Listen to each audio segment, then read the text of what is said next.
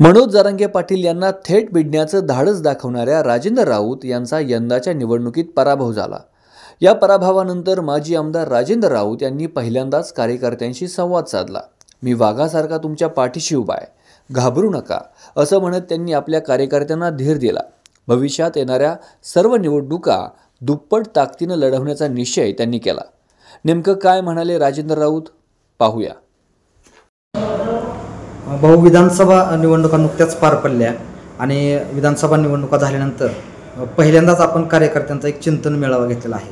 तर आपण या मेळाव्याच्या माध्यमातून कार्यकर्त्यांशी संवाद साधून नेमका काय निर्णय घेतलेला आहे किंवा काय चर्चा झाली आजच्या मेळाव्यामध्ये। मुळातच ही निवडणूक लढवत असताना जो आमचा पराभव या ठिकाणी झाला, आमची पार्टीची एवढी मोठी झालेली होती की थोडं अंतर्गत काही क्लब होते आणि एकमेकाच्या नाराजीतून हे या ठिकाणी आम्हाला पराभवाला सामोरं जावं लागलं। परंतु या ठिकाणी या तालुक्यातील जनतेनं आमच्यावरती सुरुवातीपासून अफाट प्रेम केलेलं आहे आणि जी काही कामाची पद्धत आहे माझी, उलट माझ्याकडनं काही चुका झाल्या असतील किंवा काही अनावधानाने काही गोष्टी राहिल्या असतील, ह्याच्यामध्ये आणखीन त्याचं एक पूर्ण माहिती घेऊन काय चुका झालेल्या आहेत त्याच्यामध्ये दुरुस्ती करून जी काही मी कामाची पद्धत आहे माझ्या, आता योगायोगानं माननीय नरेंद्र मोदी साहेबांच्या मार्गदर्शनाखाली केंद्र सरकार पण आहे, राज्य सरकारमध्ये पण एवढी बहुमतानं सत्ता आलेली आहे। आज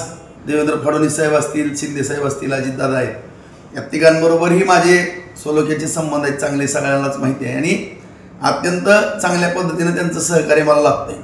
त्यामुळं जी कामाची माझी पद्धत आहे त्याच्यामध्ये आणखीन दुप्पट वाढ होऊन ज्या ज्या काही गोष्टी मला शक्य आहेत त्या तालुक्याच्या हिताच्या, त्या सगळ्या गोष्टी पूर्ण करण्याच्या दृष्टिकोनातून रात्रीचा दिवस करून आणखीनही मेहनत घेऊन या तालुक्यातल्या जनतेची मनं जिंकण्याचा मी निश्चितपणानं प्रयत्न करेन।